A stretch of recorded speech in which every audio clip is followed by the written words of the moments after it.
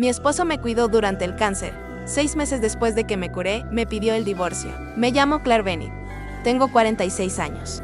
No voy a decir dónde vivo porque no es relevante para lo que voy a contar, y porque hay algo en el anonimato parcial de estos espacios que me permite decir cosas que de otra manera todavía no podría decir en voz alta, al menos no con todas las capas que tienen, al menos no sin que me tiemble la voz en los lugares donde todavía me tiembla.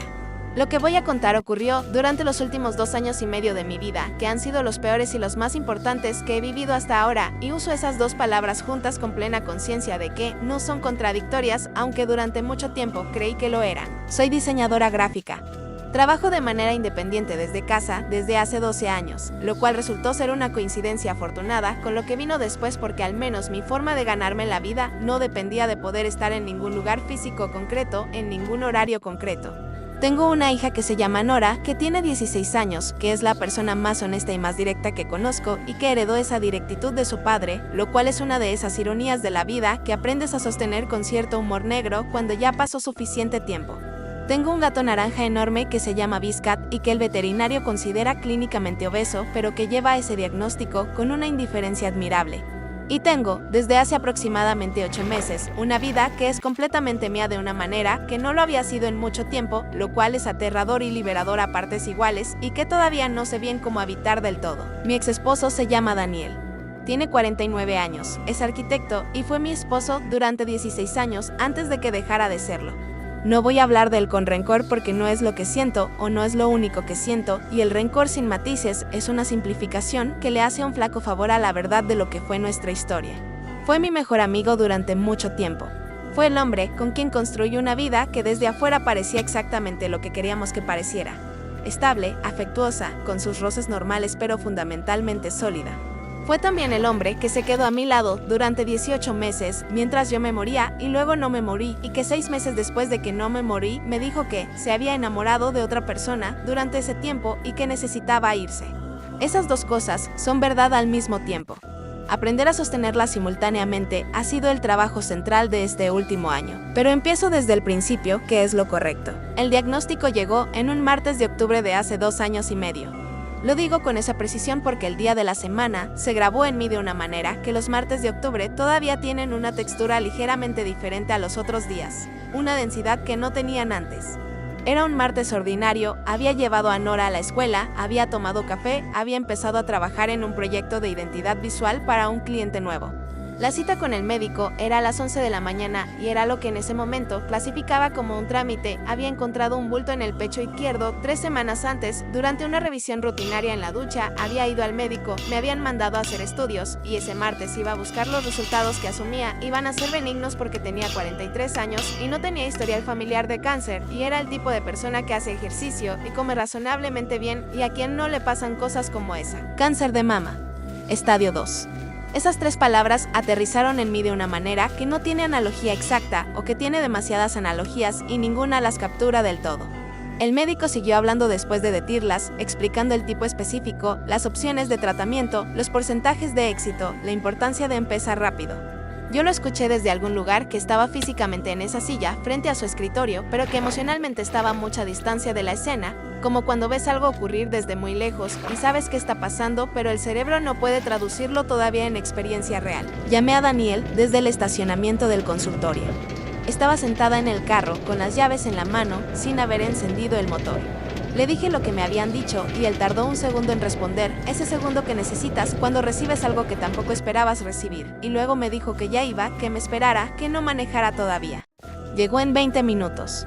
Se sentó en el asiento del copiloto y me tomó la mano y no dijo nada durante un rato, que fue exactamente lo que necesitaba, que alguien estuviera ahí en silencio, mientras yo procesaba que el mundo que había tenido esa mañana ya no era exactamente el mismo. Eso fue el principio. Los 18 meses que siguieron son un periodo que recuerdo de manera no lineal, en fragmentos que tienen distintas intensidades y distintos colores emocionales. Hay partes que recuerdo con una claridad extraña, hipernítidas, como cuando el cerebro decide que algo es suficientemente importante para preservarlo en alta resolución. Hay partes que son borrosas, cubiertas por el algodón del cansancio y de los medicamentos y del esfuerzo de simplemente seguir existiendo que, en ciertos momentos, era suficiente trabajo como para no dejar espacio para nada más. y hay partes que probablemente he reconstruido más que recordado, esas memorias que se forman no en el momento sino después, cuando el cerebro intenta darle forma narrativa a lo que vivió. El tratamiento fue cirugía primero, luego quimioterapia, luego radioterapia. El oncólogo fue claro desde el principio sobre lo que vendría, el proceso iba a ser largo, iba a ser difícil. Habría momentos muy malos. Pero las probabilidades de éxito con el protocolo que recomendaba eran altas y eso era lo que había que sostener. Me aferré a esos porcentajes de la manera en que uno se aferra a las cosas concretas. Cuando el paisaje se vuelve demasiado abstracto e incierto, con una fuerza que no siempre era fe pero que funcionaba como fe, que al final es quizás lo mismo. La cirugía fue en noviembre. Me quitaron el tumor y algunos ganglios linfáticos cercanos para asegurarse de que no había extensión. Daniel estuvo en el hospital todo el tiempo que lo dejaron estar. Dormí esa noche con una sonda y con una sensación de que mi cuerpo ya no era completamente mío de la manera que lo había sido siempre, que alguien había intervenido en él, de maneras que dejaban marcas permanentes, y eso fue una de las primeras adaptaciones que tuve que hacer. Reconciliarme con un cuerpo que empezaba a ser diferente y que iba a seguir cambiando de maneras que yo no controlaba. La quimioterapia empezó en diciembre. No voy a describir la quimioterapia de manera exhaustiva porque hay personas que saben lo que es desde adentro y para ellas las palabras que usaría serían redundantes y hay personas que no lo saben y para ellas cualquier descripción sería insuficiente. Lo que voy a decir es que cambió mi relación con mi propio cuerpo de manera radical y permanente. Que hubo días en que no podía levantarme de la cama por el agotamiento. Un agotamiento que es cualitativamente diferente al cansancio normal, más profundo, más celular, como si la fatiga viniera de un lugar más interior que los músculos. Que perdí el cabello, que es algo que la gente menciona como si fuera lo más difícil y que en mi caso no fue lo más difícil. Aunque tampoco fue fácil, verme en el espejo sin el cabello que había tenido toda mi vida fue encontrarme con una versión de mí misma que no reconocía del todo y que tenía que aprender a ser de todas. Formas que hubo náuseas y hubo dolores y hubo momentos en que me pregunté, en el silencio de las 3 de la mañana, cuando el cuerpo no descansaba, si el tratamiento que supuestamente me estaba curando no me estaba también destruyendo de maneras que no íbamos a poder recuperar del todo. Daniel estuvo ahí durante todo eso. No metafóricamente sino literalmente, estuvo ahí. Reorganizó su trabajo para poder estar en casa más horas. Aprendió qué alimentos podía tolerar después de cada sesión de quimio y los preparaba, sin quejas, con una paciencia que en ese momento di por sentada de la manera en que damos por sentadas las cosas que más necesitamos. Me llevaba a los tratamientos y me recogía. Se encargó de Nora en los días en que yo no podía funcionar de manera parental de ninguna manera real, que fueron más de los que esperaba. Se sentaba a mi lado cuando no podía dormir y a veces no decía nada y a veces hablaba de cosas ordinarias, del trabajo, de algo que había visto en las noticias, de un recuerdo sin importancia, de la manera en que hablan las personas que saben que a veces la compañía más útil no es la que aborda lo que está pasando, sino la que te recuerda que el mundo sigue teniendo cosas ordinarias en él. Lo quise más durante esos meses que en ningún otro periodo de nuestro matrimonio. Eso es algo que tengo que decir porque es verdad y porque la verdad completa importa. Incluso cuando es incómoda de sostener a la luz de lo que vino después.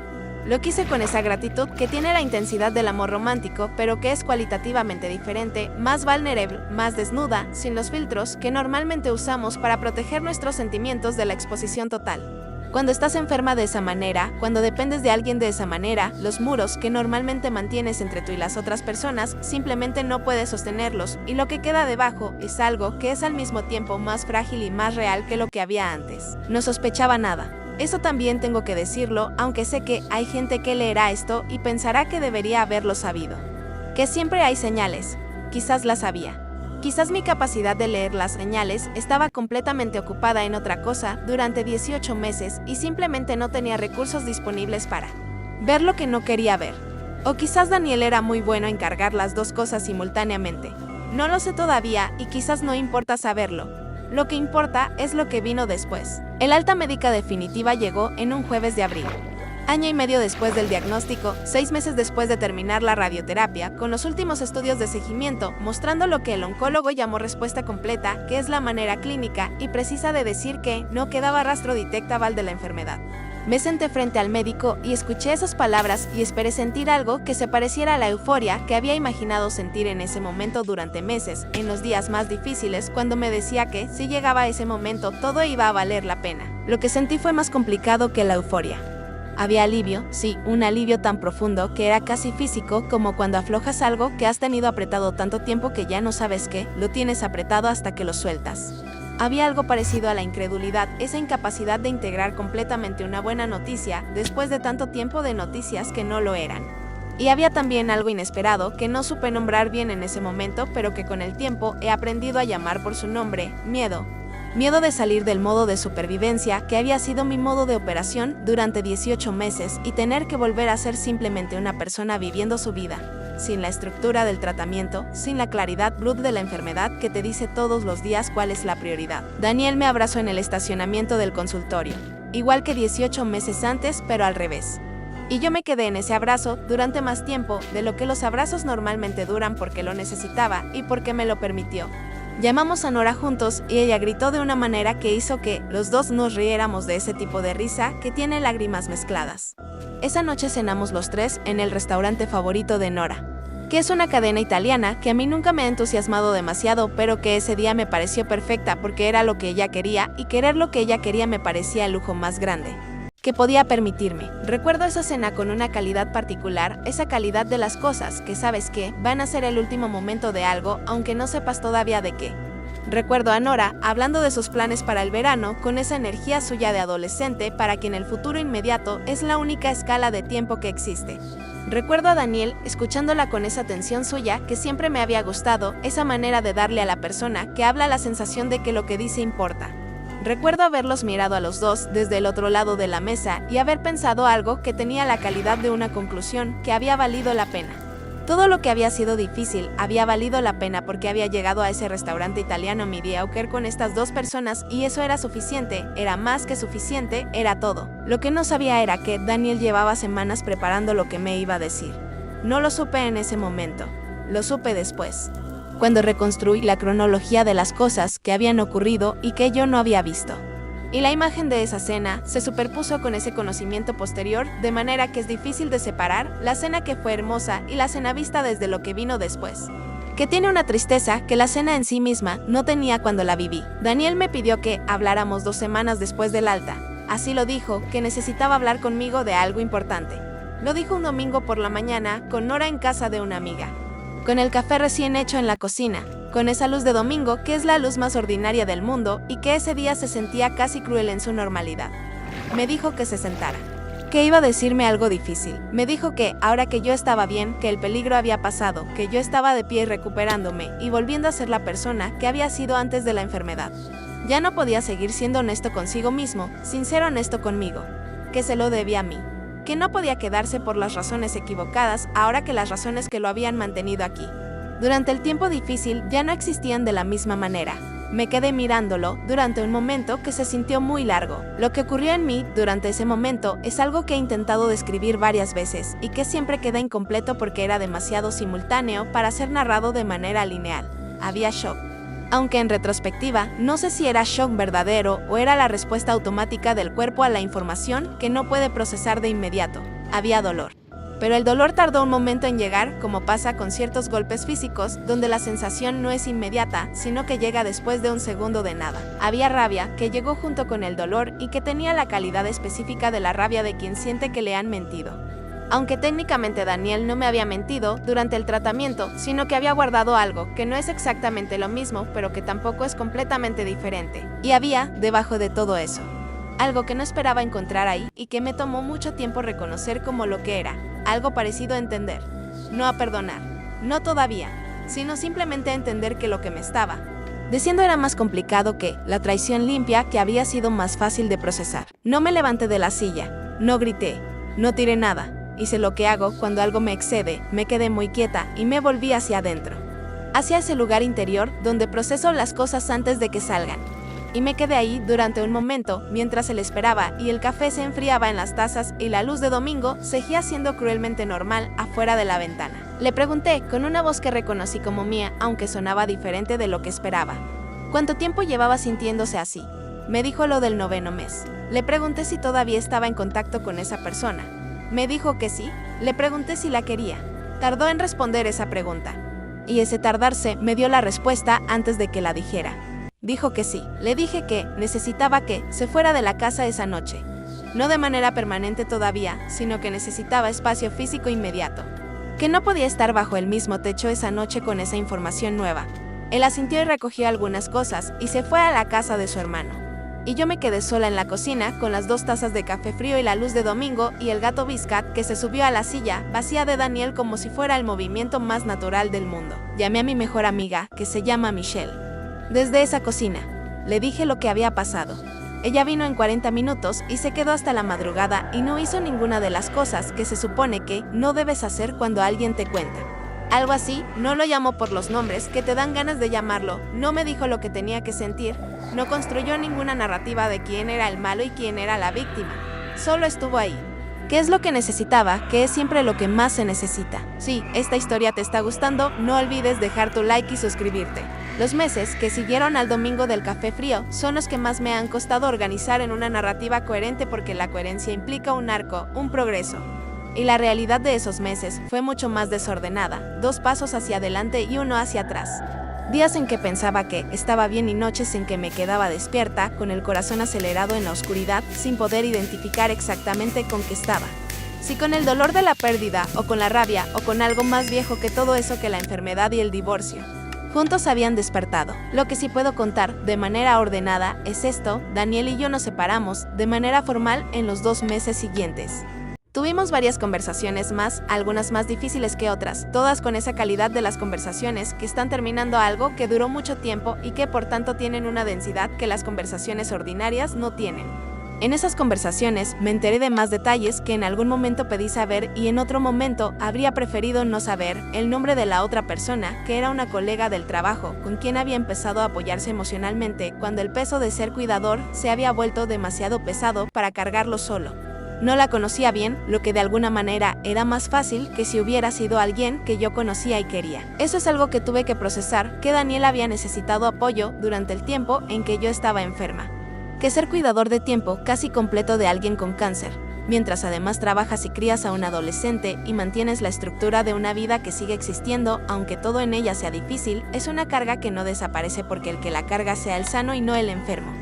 Que la soledad del cuidador es real, aunque no sea visible de la misma manera. Que Daniel también había estado asustado durante 18 meses, también había tenido noches de 3 de la mañana, también había cargado cosas que no había tenido con quien compartir porque compartirlas conmigo habría añadido peso a alguien que ya cargaba demasiado. Entender todo eso no me hacía sentir mejor sobre lo que había pasado, pero sí hacía que lo que había pasado fuera más humano y menos monstruoso. Y esa distinción importaba para lo que yo quería hacer con esto a largo plazo. Que no era construir una historia donde él era el villano y yo era la víctima, porque esa historia es más simple, pero también es una mentira. Y yo había pasado 18 meses eligiendo la verdad difícil sobre la comodidad de las mentiras útiles y no iba a dejar de hacerlo ahora. Nora lo tomó muy mal al principio. Eso fue la parte más difícil de todo el proceso, más difícil incluso que mi propio dolor. Que es algo que quizás suene exagerado, pero que cualquier madre entendería. Ver a tu hija en dolor y saber que la situación que causó ese dolor es en parte consecuencia de decisiones de adultos que ella no eligió y no podía controlar. Nora estuvo furiosa con su padre durante varios meses. Una furia adolescente que era también absolutamente justificada y que yo tuve que aprender a no alimentar, aunque por dentro parte de mí quería alimentarla. Que es uno de esos impulsos que reconoces como tóxico y que tienes que elegir conscientemente no seguir. Les dije a ambos que Nora necesitaba terapia y que ella iba a pagar la mitad aunque Daniel pagara la otra, y los dos estuvimos de acuerdo en eso desde el principio. Que fue quizás la primera muestra de que, aunque nuestro matrimonio no hubiera sobrevivido, nuestra capacidad de comparentear podía sobrevivir si los dos elegíamos que así fuera. Yo también estaba en terapia, que había empezado durante el tratamiento del cáncer y que ahora necesitaba de una manera diferente pero igual de urgente. Mi terapeuta se llama Diane y es el tipo de persona que no te dice lo que quieres escuchar, sino lo que necesitas escuchar, con la habilidad suficiente como para que puedas recibirlo sin que te destruya. Con Diane hablé de todo durante esos meses, del cáncer, del divorcio, de la rabia, del dolor y también de algo que me costó más admitir que cualquiera de las otras cosas. Hablé de la gratitud. Esa es la parte más difícil de explicar porque va en contra de lo que parece que debería sentir. Daniel me había cuidado durante 18 meses y luego me había pedido el divorcio, diciéndome que, en parte, se había quedado por culpa. Eso es doloroso de una manera que no necesita elaboración. Y sin embargo, cuando empecé a mirar la historia completa, con la honestidad que le debía, encontré algo que no podía ignorar, que el cuidado que Daniel me había dado durante esos 18 meses, independientemente de las razones por las que se había quedado, había sido real. Los alimentos que preparaba cuando no podía comer mucho eran reales. Las noches que se quedaba despierto cuando yo no podía dormir eran reales. La mano en la mía durante las sesiones de quimio era real. El hecho de que Nora hubiera tenido a su padre completamente presente durante uno de los periodos más asustados de su vida era real. Diane me hizo una pregunta en una de nuestras sesiones que me costó varios días responder: si hubiera sabido desde el principio lo que Daniel sentía por otra persona. Si hubiera sabido que en parte se quedaba por culpa y por miedo y no solo por amor, ¿habría querido que se fuera durante el tratamiento? Y la respuesta que encontré cuando me permití buscarla con honestidad fue no. No habría querido que se fuera. No porque me mereciera un cuidador que no tenía reservas ni contradicciones internas, sino porque lo que me dio durante esos meses me había ayudado a sobrevivir de maneras que iban más allá de la logística médica. La presencia de Daniel, imperfecta y complicada como ahora sabía que había sido, me había dado algo que yo necesitaba para seguir, la certeza de que no estaba sola.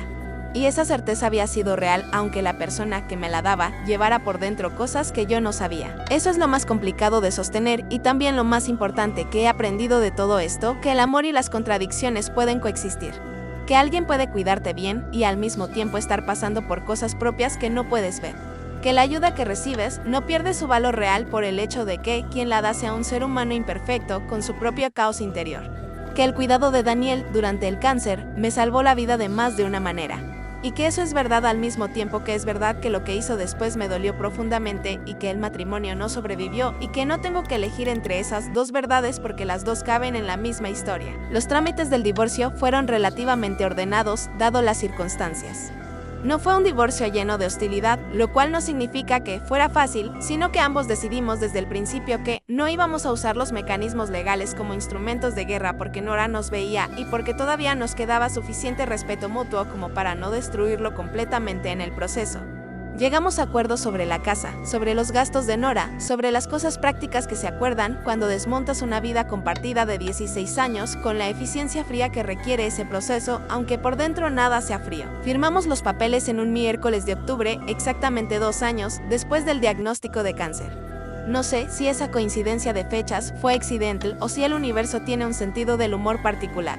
Lo que sí sé es que cuando salí del despacho del abogado y me paré en la calle y el aire de octubre me dio en la cara, no sentí lo que esperaba sentir, que era alguna versión del alivio o del final. Sentí algo más parecido a la apertura, como cuando se cierra una puerta que era la única puerta que conocías y descubres que hay una pared entera que no habías visto antes con la posibilidad de poner puertas nuevas donde decidas. Fui a casa, que era la casa de siempre, la que me quedé yo, según lo que acordamos. Biscuit me recibió con la indiferencia habitual de los gatos, que en el fondo es afecto mal expresado. Me senté en el sillón y me quedé mirando el techo durante un rato largo. Y luego me levanté y me hice una taza de té y me senté a trabajar en un proyecto que tenía pendiente, porque la vida sigue siendo la vida aunque haya cerrado algo enorme, y a veces la manera de honrar que sigues en pie es simplemente seguir en pie. Han pasado 8 meses desde el divorcio. Eso no es mucho tiempo en el sentido en que yo lo necesitaba para hacer mucho tiempo. Pero es suficiente para tener algo que decir sobre el otro lado de todo esto, sobre lo que se ve desde aquí. Sobre las cosas que han ido tomando forma en los meses que llevo habitando esta vida que es completamente mía. Nora está mejor. Eso es lo primero que quiero decir porque es lo que más me importa. Sigue en terapia, sigue teniendo sus momentos de rabia con su padre, pero también ha ido encontrando una manera de tener una relación con él que no pase por mí como intermediaria, que es lo que siempre quise para ella, que pudiera quererlo, sin que eso significara algo sobre mí o sobre la historia entre los adultos de su vida. Tiene 16 años y es más sabia que yo a su edad, que quizás no es tan difícil porque yo a los 16 no era particularmente sabia, pero es genuinamente notable. La miro y pienso que sobrevivirá esto y que de alguna manera lo que vivió, que fue difícil y que no debería haber tenido que vivir de la manera en que lo vivió, la está formando de maneras que no todas son malas. Mi cuerpo también está mejor, aunque diferente. El seguimiento oncológico sigue su protocolo y los resultados siguen siendo buenos, que es la palabra médica para sin evidencia de enfermedad y que yo recibo con la mezcla de alivio y de no dar nada por sentado que caracteriza, creo, a cualquiera que haya pasado por algo similar. Mi cuerpo tiene cicatrices que no tenía antes y una relación conmigo misma que también es diferente, más atenta, más agradecida en el sentido concreto y no en el sentido decorativo que tiene esa palabra a veces. Hubo una versión de mí que durante el tratamiento me pregunté si iba a sobrevivir y esa versión sobrevivió y eso no lo doy por sentado nunca. Daniel y yo tenemos una relación que todavía estoy aprendiendo a definir. No somos amigos en el sentido fácil de esa palabra. Somos los padres de Nora, que es una categoría con sus propias reglas y sus propios límites, y dentro de esa categoría nos tratamos con un respeto que ha costado construir y que ambos cuidamos porque sabemos lo que costó. Hay días en que hablar con él es casi natural y hay días en que es difícil, y he aprendido a aceptar esa variación sin exigirle a la relación que sea más lineal de lo que es. Está con la otra persona, eso lo sé, aunque no pregunto detalles porque los detalles no me ayudan a estar mejor, sino solo a saber más, y saber más no siempre es lo mismo que estar mejor. Lo que quiero decir sobre lo que aprendí, lo que he estado preparando decir desde el principio de este testimonio porque es la parte que más me importa compartir, es esto. Daniel me cuidó durante 18 meses mientras se enamoraba de otra persona. Esas dos cosas ocurrieron al mismo tiempo, y ambas son verdad, y yo he tenido que aprender a sostener esa simultaneidad, sin simplificarla en ninguna dirección, sin convertir el cuidado en algo que pierde su valor porque venía de una persona complicada, ni convertir la traición en algo que invalida el bien que hizo. Las dos cosas son reales. Las dos cosas tuvieron consecuencias reales en mi vida. El cuidado me salvó la vida en el sentido más literal. Tener a alguien que se encargara de la logística del tratamiento, que me llevara a las citas, que se asegurara de que comía aunque no tuviera ganas, que mantuviera a Nora en una rutina que le diera estabilidad durante el periodo más inestable de nuestra vida familiar. Todo eso importó. Importó de maneras que se miden en términos médicos y en términos emocionales y en términos de lo que Nora necesitaba de sus padres durante ese tiempo. Pero el cuidado también me salvó la vida en un sentido que es más difícil de articular y que he estado pensando durante meses. Estar enferma de la manera en que estuve enferma me obligó a recibir ayuda de una manera que antes no sabía hacer. Soy el tipo de persona que tiende a la autosuficiencia de una manera que a veces es una fortaleza y a veces es un muro, la que resuelve sola, la que no pide, la que asume que las cosas son su responsabilidad. El cáncer no me dejó ser esa persona durante 18 meses. Me obligó a recibir. Me obligó a dejarme cuidar. Y eso, aunque viniera envuelto en todo lo que vino, me cambió de maneras que han resultado ser permanentes y que han resultado ser buenas. Soy mejor en pedir ayuda ahora. Soy mejor en reconocer cuando no puedo con algo sola. Soy mejor en recibir sin sentir que recibir crea una deuda que tengo que saldar inmediatamente. Esas son cosas que aprendí durante el tratamiento y que el cuidado de Daniel, con todas sus contradicciones, hizo posible que aprendiera. Y no puedo desligar una cosa de la otra. No puedo decir que aprendí esas cosas a pesar de Daniel porque el mecanismo específico a través del cual las aprendí fue él. Cuidado que él me dio. Hay algo más que quiero decir sobre la culpa y la lástima. Daniel me dijo que, en parte, se había quedado por culpa, por miedo a ser el hombre que se va cuando hay una enfermedad. Eso me dolió cuando lo dijo y sigue teniendo una dimensión dolorosa cuando lo pienso. Pero he llegado a pensar, a través de muchas conversaciones con Diane y de muchas horas a solas dándole vueltas, que la culpa que sintió y que lo mantuvo ahí no era únicamente una cosa negativa. La culpa, cuando viene de un lugar de valores y no de un lugar de manipulación, es el reconocimiento de que hay algo que importa más que tu comodidad inmediata. La culpa de Daniel le dijo que irse había sido hacer daño a alguien vulnerable, que dependía de él, y esa lectura era correcta, y responder a ella quedándose fue la decisión correcta, aunque viniera mezclada con miedo y con cosas que no eran tan limpias. No lo absuelvo de nada. Cuando digo que entiendo sus razones, no estoy diciendo que lo que hizo estuvo bien, o que no me dolió, o que no cambió fundamentalmente lo que éramos. Estoy diciendo que el mundo es más complicado que los relatos donde alguien es completamente malo o completamente bueno, y que insistir en esa simplicidad me haría un daño mayor que aceptar la complejidad. Él es un hombre que me quiso y que también quiso a otra persona, que me cuidó bien y que también me falló, que tomó algunas decisiones valientes y algunas decisiones que no lo fueron. Eso es lo que es. Eso es lo que fue. Lo que a mí me toca es esto. Tengo 46 años y sobreviví un cáncer y un divorcio en el mismo periodo de 2 años y medio, y estoy de pie y estoy bien en el sentido más real de esa palabra. Que no es que todo sea fácil, sino que tengo los recursos para manejar lo que no lo es. Tengo a Nora, que es lo mejor que he hecho en mi vida. Tengo a Michelle, que vino esa noche del domingo del café frío y que sigue viniendo cuando la necesito. Tengo a Viscat, que pesa demasiado pero que duerme en mis pies con una fidelidad que los gatos no suelen tener en la reputación, pero que en la práctica resultan tener más de lo que les reconoces. Tengo mi trabajo, que durante el tratamiento fue también una salvación, una cosa que era completamente mía y que nadie podía quitarme. Y tengo, aunque suene extraño, después de todo lo que acabo de contar, gratitud, por haber sobrevivido, por haber tenido a alguien que se quedó cuando más lo necesité, aunque las razones fueran complicadas, por haber aprendido lo que aprendí de la manera difícil, que es la única manera en que ciertas cosas se aprenden del todo. Si alguien está leyendo esto y está en la parte del tratamiento, en los meses donde todo es difícil y el cuerpo no es el que conocías y el futuro no tiene la forma que tenía antes, les digo que hay otro lado. No lo digo de manera sentimental, sino de manera literal y concreta. Yo llegué al otro lado y desde aquí les digo que existe, que no saben la forma que va a tener cuando lleguen, que va a ser diferente de lo que imaginaban, que va a tener costos que no anticiparon, pero existe. Y si alguien está en la parte del divorcio, en los meses donde lo que creías saber sobre tu vida resulta que no era exactamente lo que creías, les digo que también hay otro lado de eso, que el dolor que están sintiendo es real y que merece ser sentido completamente y que no hay manera de abreviarlo, pero que tampoco es permanente, que una vida que se desmonta de esa manera puede volverse a montar de maneras que no esperabas y que a veces resultan ser mejores que lo que había antes, aunque no se parezcan en nada a lo que habías planeado. La vida que tengo ahora no es la que planeé, no es la que hubiera elegido si me hubieran dado a elegir hace 3 años, pero es mía, completamente mía. Y eso tiene un valor que antes no sabía calibrar porque nunca había tenido que construir algo desde tan adentro, desde un lugar tan despojado, con tan poco de lo que creía que necesitaba y tanto de lo que resultó que tenía. Me llamo Claire Bennett. Sobreviví. Y eso, por ahora, es suficiente. Si esta historia te sorprendió, dale like, suscríbete y comenta qué te pareció. Compártelo con tus amigos, porque el chisme no se guarda, se comparte.